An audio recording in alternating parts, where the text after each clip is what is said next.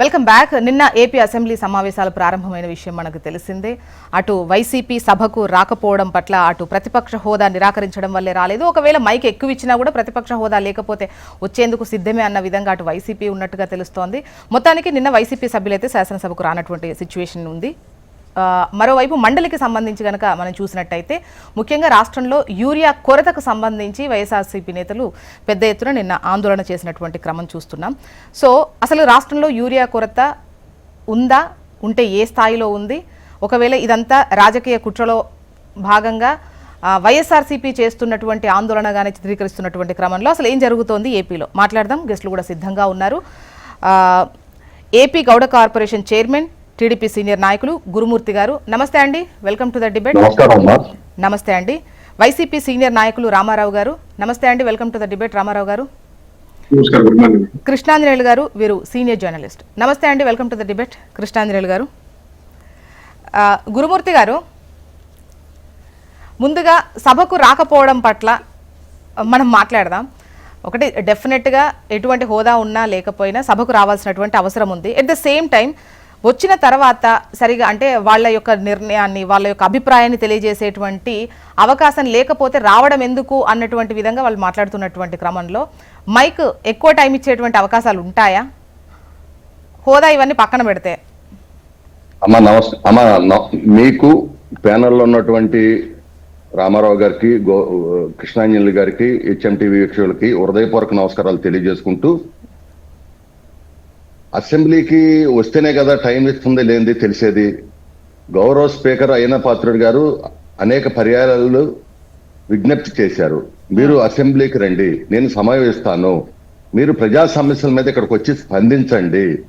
ఎందుకంటే ఎన్నికైనటువంటి శాసనసభ్యులు ఖచ్చితంగా శాసనసభకు వచ్చి ప్రజల పక్షాన పోరాడాలి, దయచేసి మీరు రండి అని చెప్పి అనేక సార్లు ఆయన విజ్ఞప్తి చేస్తా ఉన్నారు. ఎందుకంటే ఈ రాష్ట్రంలో ఖచ్చితంగా ప్రజాస్వామ్య వ్యవస్థలో ప్రతిపక్ష పార్టీ ఉండాలనేది మేము బలంగా కోరుకుంటా ఉన్నాం. ఇక ప్రతిపక్షం ఇచ్చే విషయంలో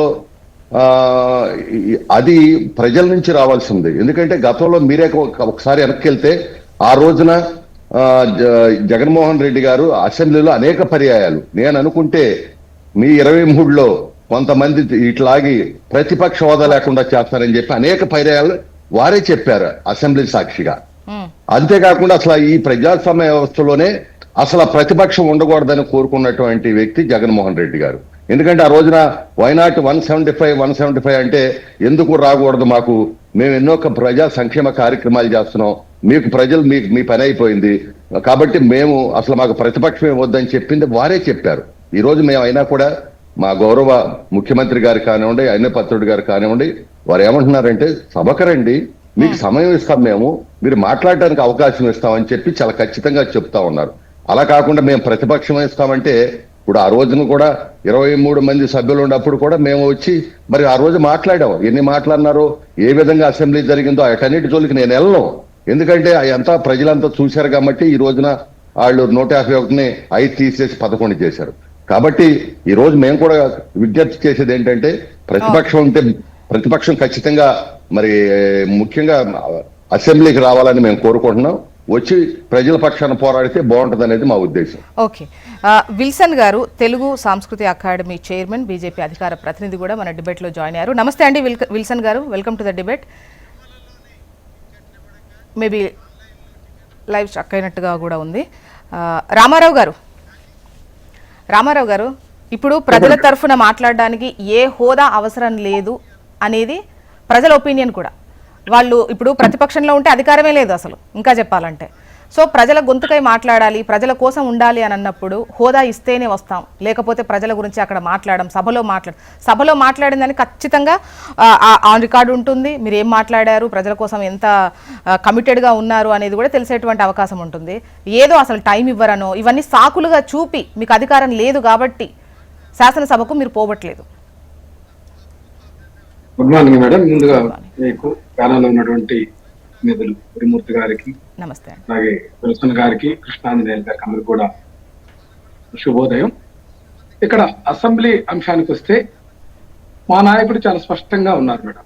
ఏదైతే 2వ ప్లేస్ లో ఉన్నటువంటి జనసేన పార్టీ అధికార పక్షంలో చేరిన తర్వాత ఇక్కడ మూడో ప్లేస్ లో ఉన్నటువంటి వైఎస్ఆర్ కాంగ్రెస్ పార్టీ ప్రధాన ప్రతిపక్ష హోదా కల్పించాల్సిందే. ఖచ్చితంగా ఆ విధానంలో మాకు ప్రతిపక్ష హోదా కల్పించమని సెప్టెంబర్ 22వ తేదీ 2024 తేదీన మా యొక్క మాజీ ముఖ్యమంత్రి, మా యొక్క వైఎస్ఆర్ కాంగ్రెస్ పార్టీ శాసనసభాపక్ష నాయకుడు ఉన్నటువంటి జగన్మోహన్ రెడ్డి గారు స్పీకర్ అయ్యన పాత్రుడు గారికి లేఖ రాశారు. దానికి ఇంతవరకు సమాధానం లేదు. ఇక్కడ సమస్య ఏంటంటే నిన్న అసెంబ్లీలో కూడా చూసాం జగన్మోహన్ రెడ్డి గారి సీటు ఎక్కడ కేటాయించారని.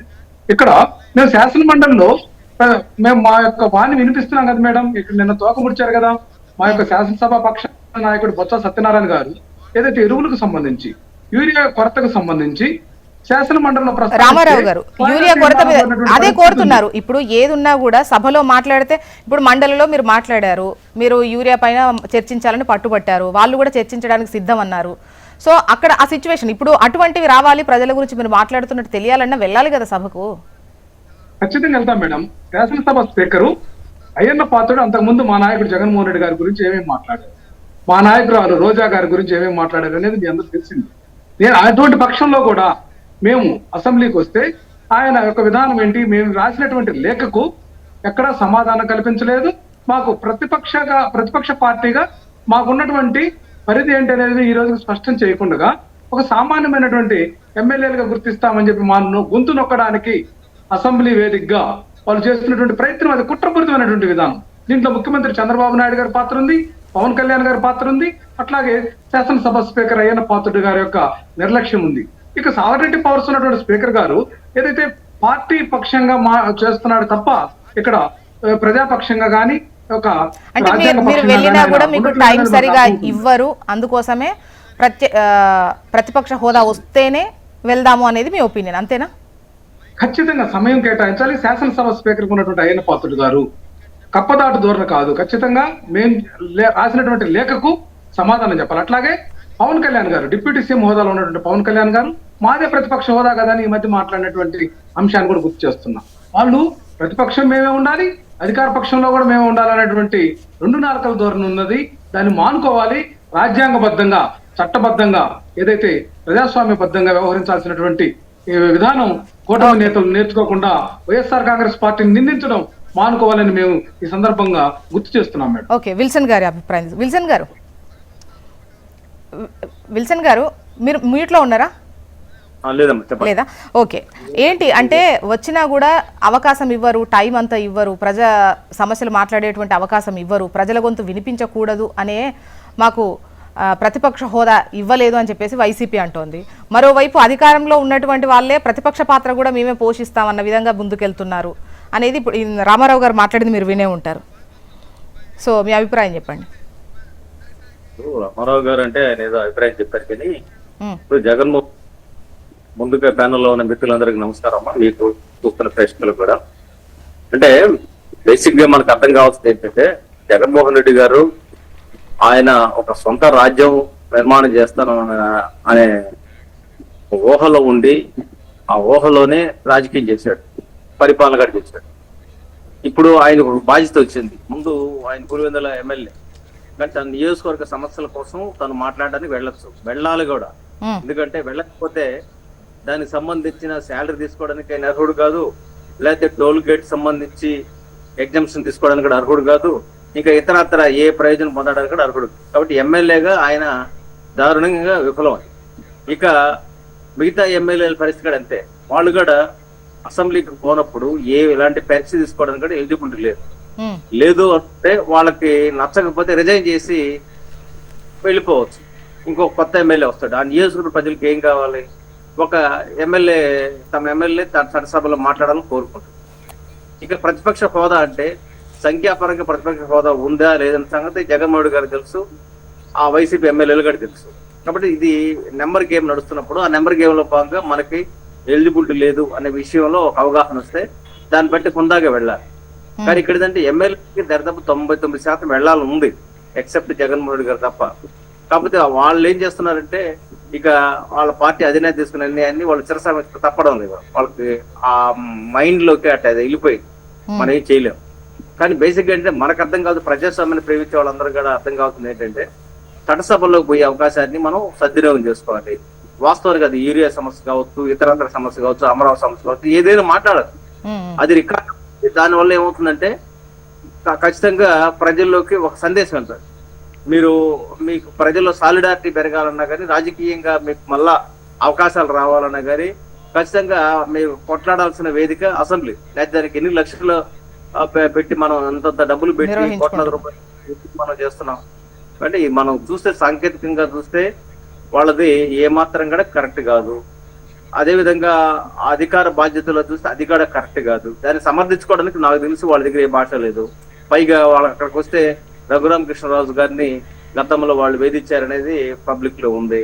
అక్కడికి వచ్చి ఆయన అధ్యక్ష అనాలా, అయ్యన్న పాత్ర అధ్యక్ష అనాలా, అది ఇబ్బందిగా వాళ్ళు ఫీల్ అవుతున్నారు. అంటే మనం రెస్పెక్ట్ చేయాల్సిన చైర్కి, వ్యక్తులు కాదు. ఈ రోజు వ్యక్తులు ఉంటారు, రేపు ఉండరు, కానీ చైర్ అనేది ఉంటుంది. కాబట్టి respect the chair. Jaganmohan Reddy గారు ఒకప్పుడు ముఖ్యమంత్రి చేశారు కాబట్టి ఆ ముఖ్యమంత్రిగా ఆయన కూడా రెస్పెక్ట్ ఆయనకు ఉంటుంది, అది ఎక్కడికి పోదు. కానీ అదే సమయంలో పులివెందుల ఎమ్మెల్యేగా ఆయన బాధ్యత ఆయన నిర్వర్తించాల్సిన అవసరం ఉంది. నిర్వర్తించకపోవడాన్ని బట్టి ఆ నియోజకవర్గ ప్రజలు కూడా ఆయన్ని ప్రశ్నించాలి, ఆయనతో మాట్లాడాలి. మీరు వెళ్ళి చట్టసభల్లో మన నియోజకవర్గ సమస్యల గురించి మాట్లాడడం కూడా చెప్పాలి. చెప్పకపోతే ఏమవుతుందంటే బాధ్యత అవుతుంది. అది ఎవరు చేసినా నాకు తెలిసి తప్పే. ఎమోషనల్ గా పోని ఆయన రాకపోయినా మిగతా వాళ్ళన్నా పంపించాలి. పంపించకపోతే ఏమవుతుంది, ఒక రాంగ్ మెసేజ్ పోతుంది. ఇప్పుడు రాంగ్ మెసేజ్ కన్వే అయింది స్టేట్ లో. కాబట్టి నేను వారికి విజ్ఞప్తి చేస్తున్నాను. నేను కూడా ఏం కోరుకుంటున్నానంటే భారతీయ జనతా కార్యకర్తగా, ప్రజాస్వామ్యాన్ని ప్రేమించే వ్యక్తిగా జగన్మోహన్ రెడ్డి గారు రావాలి. మీకు కూటమి ప్రభుత్వం మీద ఉన్న అభ్యంతరాలు కూడా మీరు ఓపెన్ గా మాట్లాడండి, తప్పులేదు. మేమైతే ఆహ్వానిస్తున్నాం, ఆయన రావాలని కోరుకో. ఓకే, కృష్ణాంజనేయులు గారు మీ ఒపీనియన్ ఏంటి? అంటే సభకు సంబంధించి ఇది గతంలో కూడా, గత సమావేశాలకు సంబంధించి కూడా రానటువంటి సిచ్యువేషనే, అండ్ ఇప్పుడు రాలేదు అంటే ఏంటి, మీరేమనుకుంటున్నారు సభకు రాకపోవడం పట్ల? జ్యోత్స్న గారు గుడ్ మార్నింగ్. ప్యానల్ మెంబర్స్ అందరికి కూడా నమస్కారము. నమస్తే. ప్రజాస్వామ్యంలో భారతదేశంలో బహుపార్టీ వ్యవస్థ ఉంది. ఈ పార్టీల యొక్క లక్ష్యం ఏంటి? పార్టీ ఏదైనా సరే, ఒక రాజకీయ పార్టీ ఎన్నికల్లో పోటీ చేయటము, ప్రజాప్రతినిధులుగా గెలవటం, లేదంటే అధికారంలోకి రావటం, ప్రజలకు సేవ చేయటం. ఒకవేళ అధికారంలోకి రానటువంటి పక్షంలో వాళ్ళు ప్రజాప్రతినిధులుగా చట్టసభల్లో చట్టాలు చేసేటువంటి విషయాల్లో కానివ్వండి, లేకపోతే ప్రజా సమస్యల మీద మాట్లాడేటువంటి విషయం వాళ్ళకి ప్రాతినిధ్యం విషయం, ప్రజలకు ప్రాతినిధ్యం వహించడం అనేది వాళ్ళ బాధ్యత. వైఎస్ఆర్ కాంగ్రెస్ పార్టీ ఈ రోజున 2019లో 151 సీట్లు గెలుచుకుంది. పరిపాలించారు 5 ఏళ్ళు. పరిపాలించిన తర్వాత ఆ పాలనని ప్రజలు ఇచ్చినటువంటి మార్పులు ఏమిటి అని అంటే, జగన్మోహన్ రెడ్డి ఏమనుకున్నాడు అని అంటే, నాకు 151 నుంచి 175కి వస్తే నాకు మంచి మార్కులు వచ్చాయి, నేను అద్భుతంగా పరిపాలించానని అనుకున్నాడు. కానీ ప్రజలు ఏమనుకున్నారు, జగన్మోహన్ రెడ్డి ముఖ్యమంత్రిగా పనికిరాడు, పరిపాలనకు అనర్హుడు అని ప్రజలు తీర్పిచ్చారు, ఘోరంగా ఓడించారు. ప్రతిపక్షానికి కూడా పనికిరారు అనేటువంటి విధంగా 10% సీట్లు కూడా వైఎస్ఆర్ కాంగ్రెస్ పార్టీకి రాకుండా కేవలం 11 సీట్లకే పరిమితమైనటువంటి పరిస్థితి. ఈ తీర్పు ఇచ్చినటువంటి వాళ్ళు ఎవరు? ప్రజలు.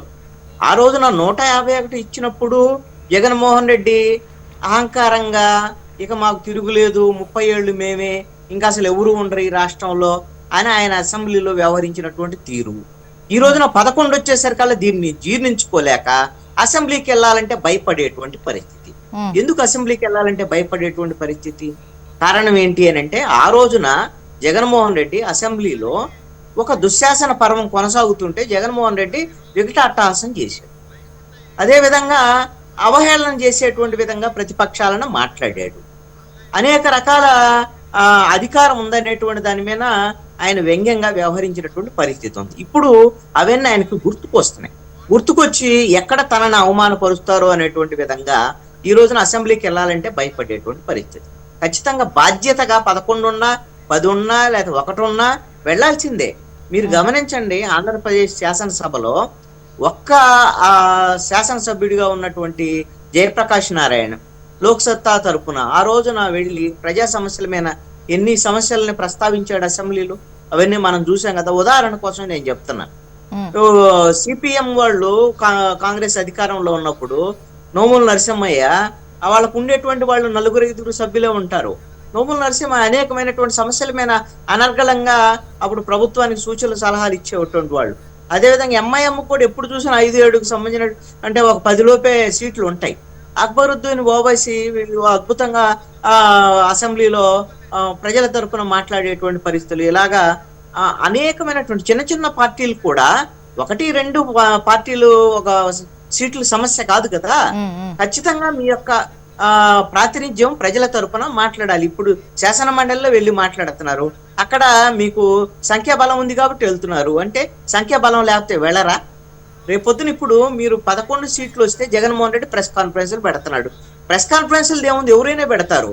ప్రెస్ కాన్ఫరెన్స్లు పెట్టడం, ధర్నా చౌక్లో ధర్నాలు చేయటము, అది ఎవరైనా రాజకీయ పార్టీ కూడా అక్కర్లే. ఎవరైనా ప్రజలు భారతీయ పౌరుడు అనేటువంటి వాళ్ళు ఎవరైనా సరే వాళ్ళు బాధ్యతాయుతంగా అన్ని సమస్యల మీద మాట్లాడొచ్చు.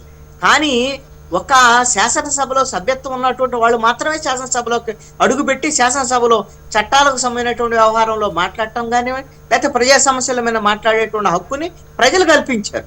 మరి అలాంటి ప్రజలు కల్పించినటువంటి హక్కుని జగన్మోహన్ రెడ్డి ఖచ్చితంగా ఉపయోగించుకోవాలి. లేదు మా ఆఫీసులో నేను ప్రెస్ కాన్ఫరెన్స్లు పెట్టుకుంటాను, మా ఆఫీసులో నేను మీడియా వాళ్ళతో 2.5 గంటలు మాట్లాడతాను, ఆ 2.5 గంటలు నాకు ఇస్తారా అక్కడ అని అంటాడు. అదే విధంగా ముఖ్యమంత్రి ఎంతసేపు మాట్లాడితే అంతసేపు మాట్లాడాలి, లేకపోతే పవన్ కళ్యాణ్ ఎంతసేపు మాట్లాడితే అంతసేపు మాట్లాడాలి అని అంటే, మీకు ప్రతిపక్ష హోదా కావాలి అని అంటే ఒక సంప్రదాయం కొనసాగుతుంది భారతదేశంలో. అది లోక్సభలో కానివ్వండి, రాష్ట్రాల శాసనసభలో కానివ్వండి, 10% శాసనసభ్యులున్న వాళ్ళకు మాత్రమే ప్రతిపక్ష హోదా ఇచ్చేటువంటి సంస్కృతి, అలాంటి సంప్రదాయం కొనసాగుతున్నటువంటి పరిస్థితుల్లో మీకు 10% సీట్లు ప్రజలు ఇవ్వలేదు కదా.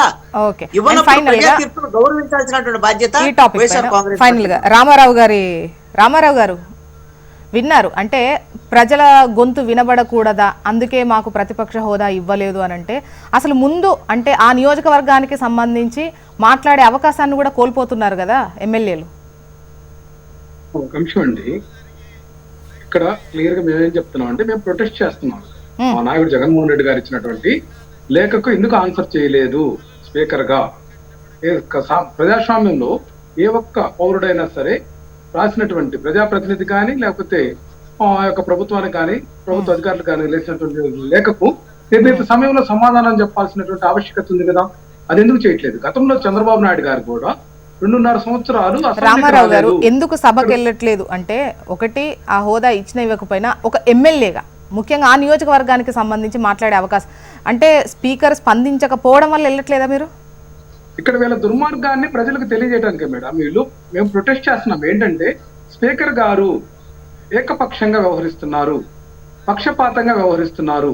దీన్ని మేము ప్రజల్లో ఎండగట్టడానికి చేస్తున్నటువంటి ప్రొటెస్ట్ ని మనం అర్థం చేసుకోవాలి. ఇక్కడ పరిస్థితి ఏంటంటే, మనకు 2 చట్టాలు చెప్తున్నాయండి.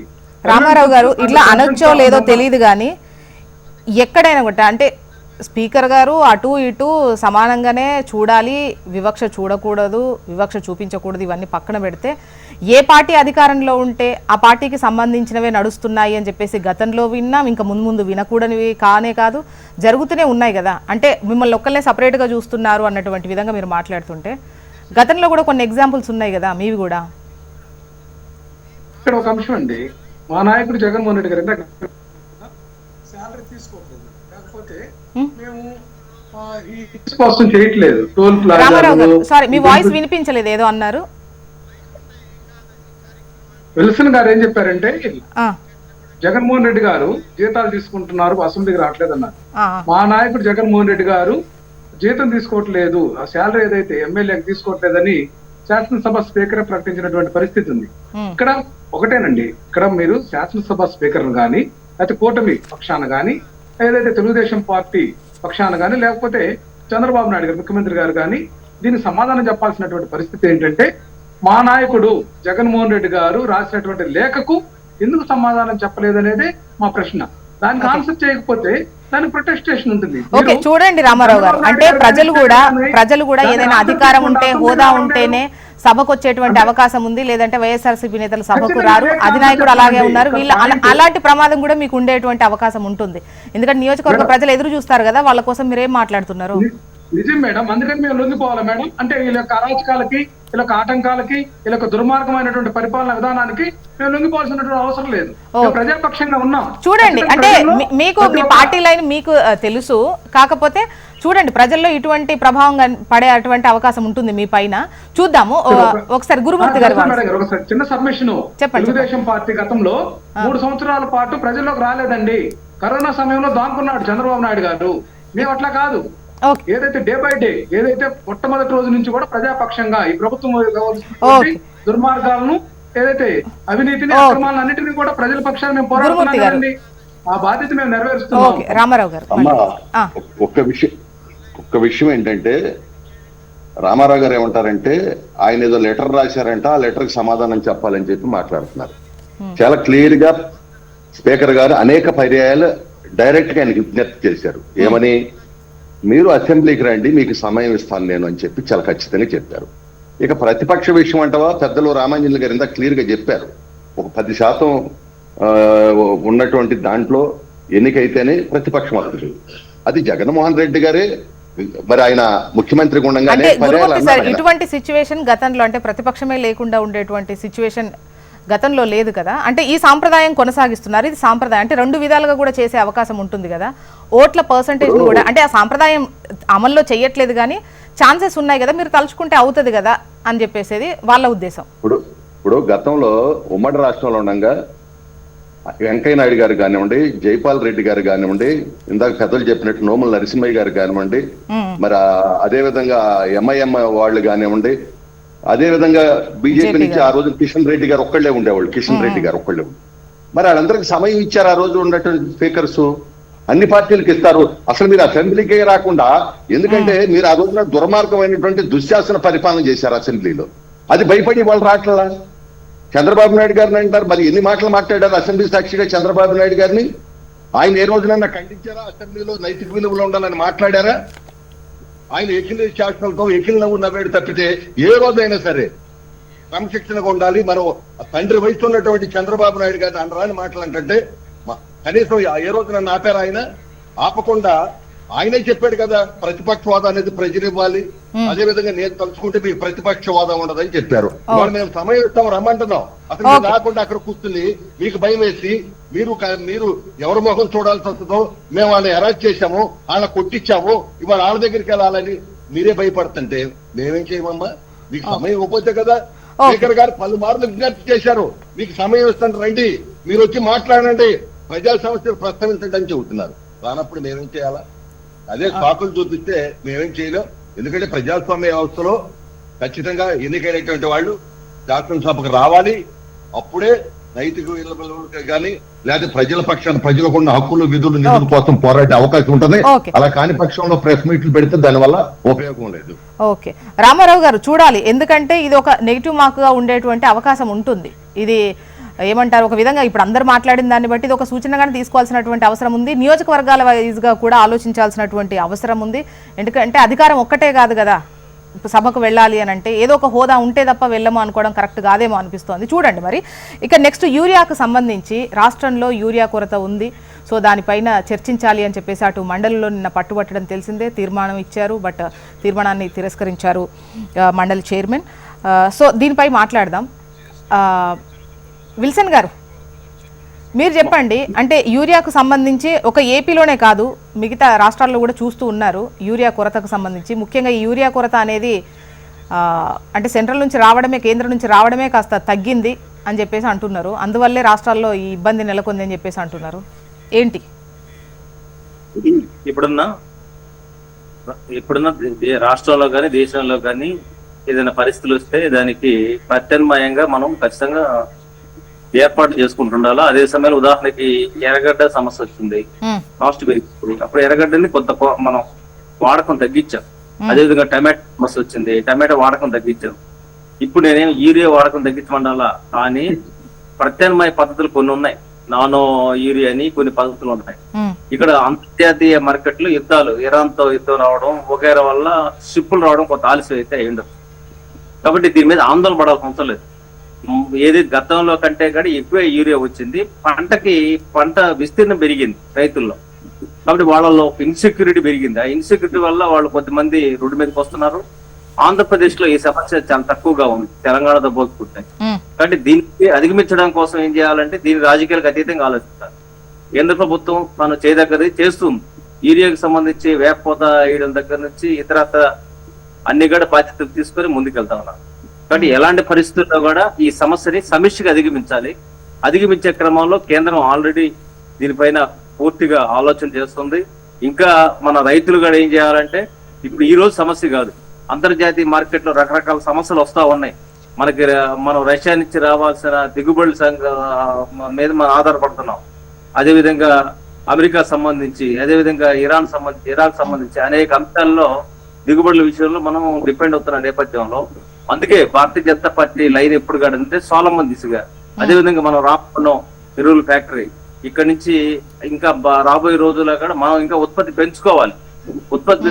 ప్రజలకు ఏంటంటే యూరియాకి ప్రత్యామ్నాయంగా ఇంకేమైనా ఉన్నాయో కూడా చూసుకుని రైతాంగం వెళ్ళడం కరెక్ట్ నా ఉద్దేశం వ్యక్తిగత. అంటే విల్సన్ గారు ముందస్తుగానే అంటే ఈ విధంగా ఉంది, దిగుమతులు కాస్త తగ్గాయి అన్నటువంటి ఈ క్రమంలోనే రైతులకు కాస్త అవేర్నెస్ కల్పించుంటే మేబీ మీరు అన్నట్టు ఆల్టర్నేట్ గా వేరేది వాడేవాళ్ళేమో. బట్ ఇప్పుడు వాడాలి అని అంటే వాళ్ళు కూడా రైతులు భయపడతారు. మొన్నటి వరకు ఇది వాడాము, ఇప్పుడు ఇది వాడాలి అంటే ఎట్లుంటుందో దిగుబడి అన్నటువంటి టెన్షన్ రైతుల్లో ఉంటది కదా. ఇప్పటికిప్పుడు వాళ్ళని మార్చలేరు కదా. రైతులు డినై చేయడం లేదు. అంతర్జాతీయ పరిణామాలకు అనుకూలంగా రాష్ట్ర ప్రభుత్వాలు కూడా కొంత జాగరూకతతో వ్యవహరించాల్సిన అవసరం ఉంది. ఎనీహో ఈ సమస్య నుంచి బయటపడతాం, అందులో సందేహం లేదు. రైతులు ఎప్పుడు ఆందోళన పడాల్సిన లేదు ఖచ్చితంగా. ఎందుకంటే రైతులకు సంబంధించే కదా రైతు కిసాన్ సమ్మాన పథకాన్ని మనం ప్రవేశపెట్టాం. రాష్ట్ర ప్రభుత్వాలకు డబ్బులు ఇస్తున్నాయి. కాబట్టి రైతుని ఇబ్బంది పెట్టడం అనేది ఏ ప్రభుత్వానికి కూడా ఉద్దేశం ఉండదు. కానీ ఇక్కడ ఉన్న సెన్సిబుల్ ఇష్యూస్ ని మనం ట్యాకిల్ చేద్దాం. అందరం కలిసి దీన్ని రాజకీయం చేయకుండా రైతులకు ధైర్యం పెంచడం కోసం మనం పనిచేద్దాం. అది కేంద్ర ప్రభుత్వం ఈ సమస్యను అధిగమించడం కోసం చేస్తుంది. గతంలో ఇచ్చిన దానికంటే కూడా ఇక్కడ సప్లై ఎక్కువ ఇచ్చింది, తక్కువ ఇవ్వలేదు. కానీ దాని ఇంకా ఏమైనా సమస్య ఉంటే కూడా ఎప్పటికప్పుడు రాష్ట్ర ప్రభుత్వాలు చర్చిస్తున్నాయి, అందులో సందేహం లేదు. కాబట్టి రాష్ట్ర ప్రభుత్వాలని విశ్వాసంలో తీసుకొని మనం ముందుకెళ్తాం. ఏ మాత్రం కూడా ఆందోళన పడాల్సిన అవసరం లేదని నేను రైతాంగాన్ని కోరుతాను. ఓకే గురుమూర్తి గారు, మీ వాయిస్ తీసుకుంటాను ఈ యూరియా కొరతకు సంబంధించి. బట్ ఒక చిన్న బ్రేక్ తర్వాత మీ వాయిస్తో స్టార్ట్ చేస్తాను.